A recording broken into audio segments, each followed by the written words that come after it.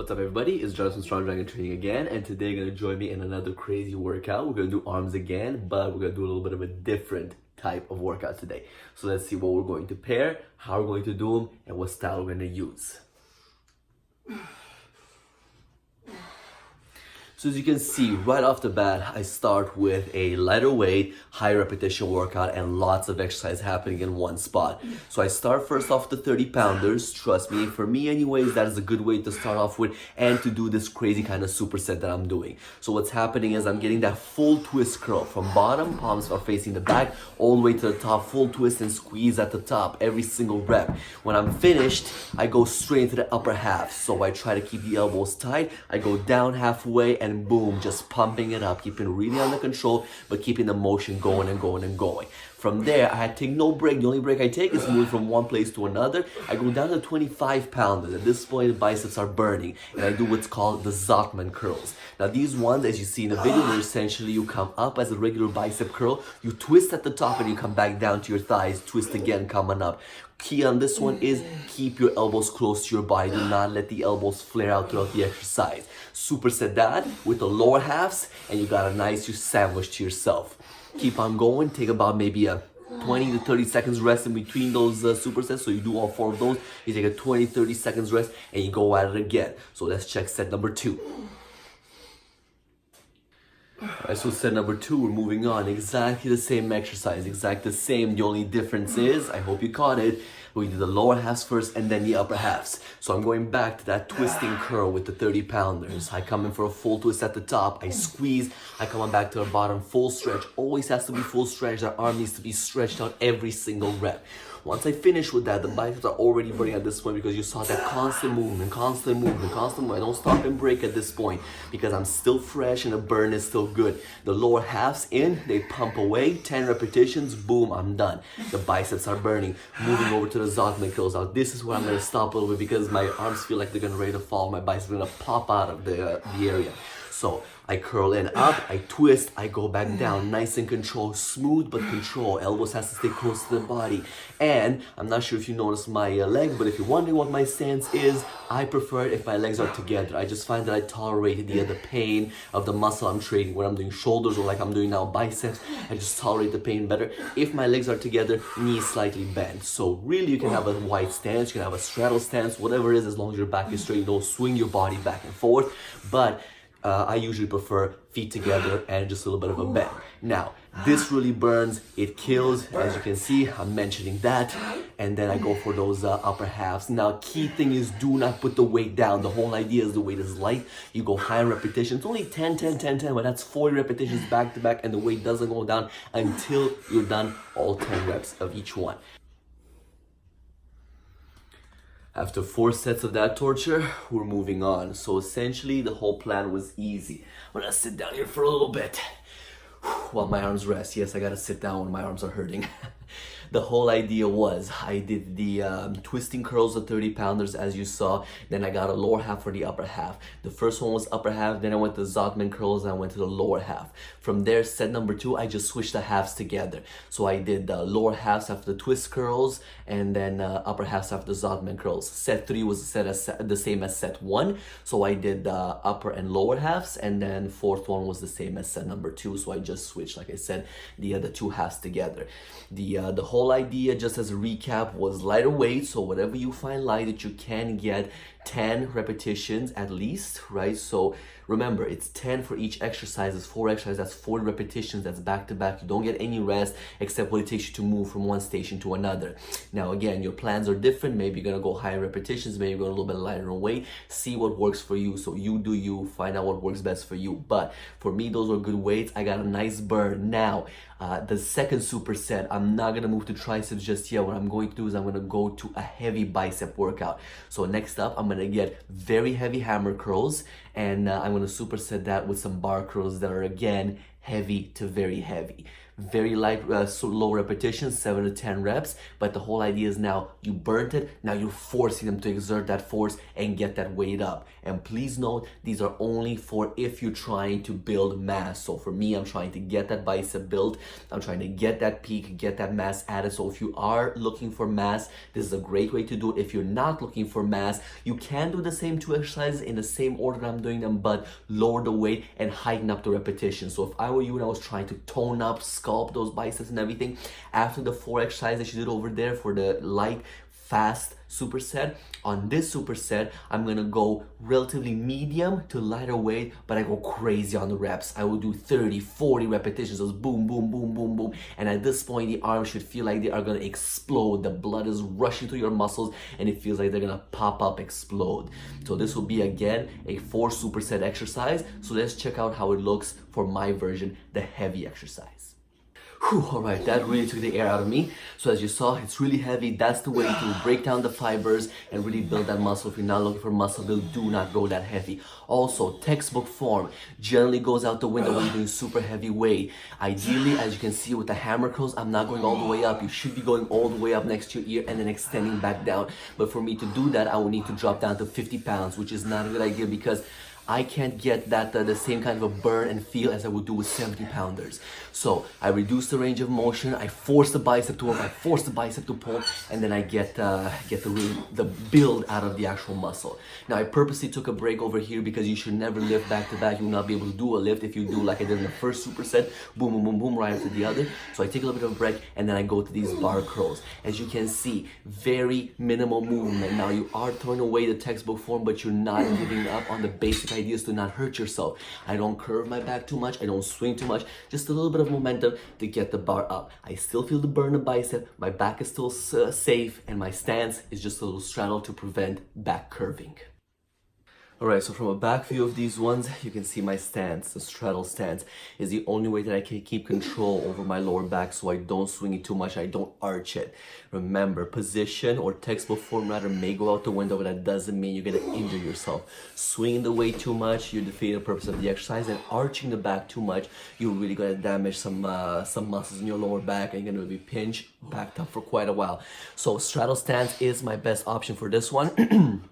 So I try to keep everything under control, and especially on the curls when I feel my traps activating in too much, I know that's it. So for the hammer curls, I go up to 10, but on the bar bicep curls, even though I do get about, I would say maybe 30, 40, 45 seconds, depending on how tired I am, I give it as much break as possible. I still only went up to 7 because by around 6, I started feeling my traps engaging and lifting, almost like doing a shrug. If that happens, you're done. Doesn't matter how advanced you are, doesn't matter what you're trying to achieve, your traps activate, you're finished with the exercise. So usually in between these sets, again, I take about 45 to 60 seconds break, and then I go at it for another round. Alright, so once we kill the other biceps, we're moving on to the other triceps. Three really of my favorite exercises. The first one is the overhead rope tricep extension.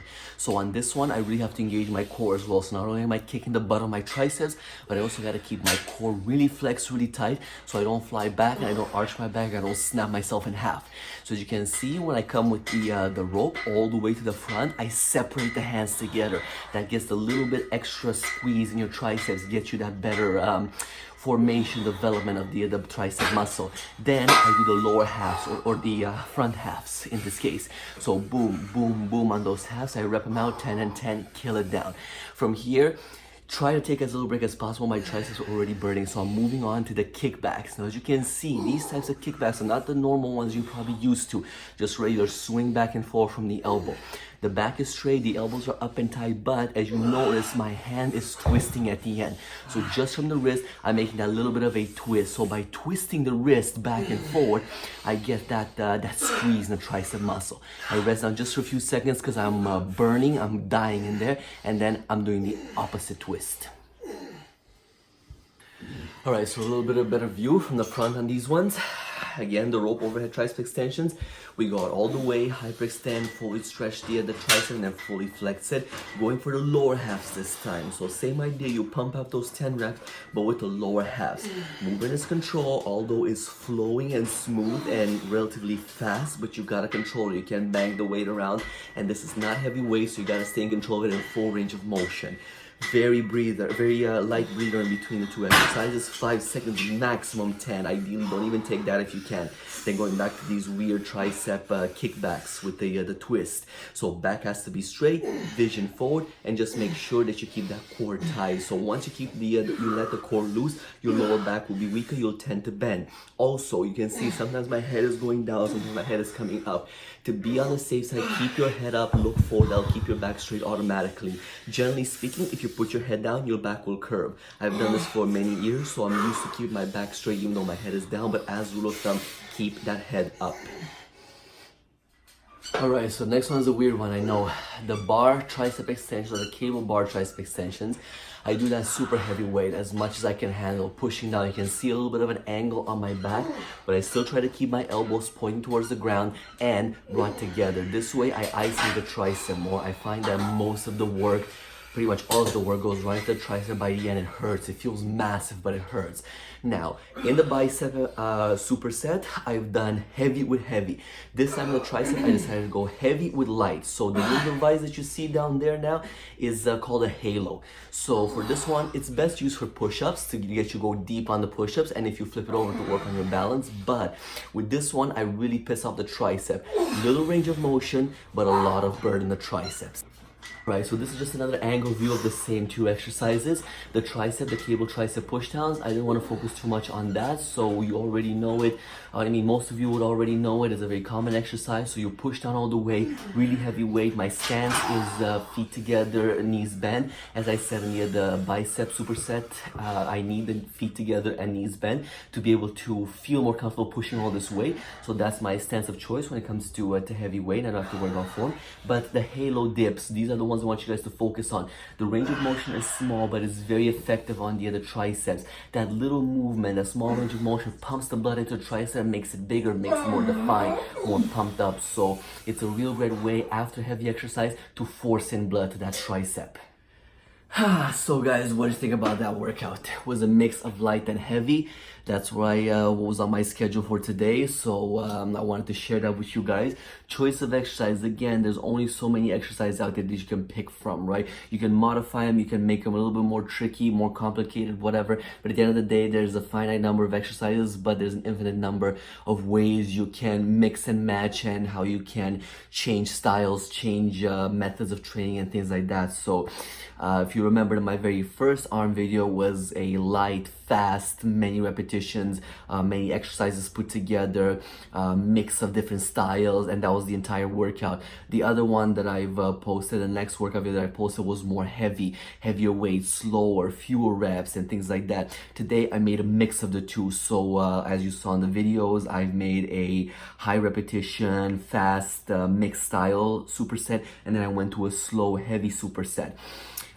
This again is just another method to shock the muscles. You never really want to do the same style of workout over and over and over again. Plateauing, I'm sure most of you know about that one. So you want to change, you want to mix it. Even if it's from workout to workout, your goal is set, so you will know that by the end of this workout program, I want to be bigger, I want to be toned or more toned or anything like that. So that's what you based on and keep consistent throughout your workouts, essentially the weight and the repetition count. But the style needs to change. So if it changes every 2 weeks, if it changes every week, if it changes every other workout, it's really up to you and what your body responds best to. That's where periodization comes in the hand. You need to know your body. You need to know when your body responds good to what kind of style and things like that. So you got to be really careful on that one. But for me, I know I need to change it all the time, not only because I get bored, but because my body responds better if I keep on modifying the styles of training. So all my exercises today were, or my supersets rather today, were essentially 4 sets in total, and at a minimum 2 exercises per. So the fast, high repetition exercises were really 4 exercises in one superset. My heavier ones were pretty much 2 exercises. And the other thing was, I know from my personal measurements and things like that, I know I'm lacking size in my arms, so they're not as big as I would like them to be. And I know my biceps are starting to catch up, but had a problem before where my triceps were bigger than my biceps, so it was a little bit of imbalance there, but now I'm kind of falling into the other end of the spectrum, so my triceps are lagging. So what I'm trying to do is really, when I'm doing chest workouts as well, that's where the tricep gets involved secondarily. So I would try to get heavier weight, so really push the tricep secondary with much heavier weight, way heavier than you'll be able to handle if you're doing a isolated exercise like the tricep extension or things like that. But in today's workout, I again try to keep it on high repetitions and mix of styles, twists, and as you saw, that twist of the wrist and everything. So I'm still trying to keep the shape and the sculpture of the tricep, but at the same time I'm trying to gain some mass into it. So my second superset, as you guys saw in the video, was that really heavy tricep push down with the bar, and then I went to that halo, or that little device, the halo over there, and I went and I pumped it and I did about 20 to 25 repetitions each time with very little rest in between the sets still. Even though the first one was heavy, I wanted to take the fatigue from the heavy one and move it over to the easy exercise and just pump that blood into it. Pump. So after workout like today, essentially before this workout yesterday was my back training day, so my biceps were sore and fatigued from that. So today was just a little bit of an extra push to get the biceps to get that peak and get that sculpture and everything into them. I also hit triceps. Tomorrow is going to be a chest day, so I'm going to push the triceps again with heavy chest presses, heavy flies and things like that, you know, chest dips and all these things that are really going to add some mass to triceps. So all in all, I really hope that these exercises helped you guys, gave you some more ideas and some more inspiration to the gym. If you are not sure about one of the exercises that I've done, as I've said before, drop me a comment in this video. I'll answer within 24 hours, either with a simple comment, or if it's deep enough, it's a long enough concept, I'll gladly post another video and I'll explain it to you guys from top to bottom, A to Z. No worries about that. So like and subscribe, follow my social media accounts, and I'll see you guys on my next workout video. Stay fit.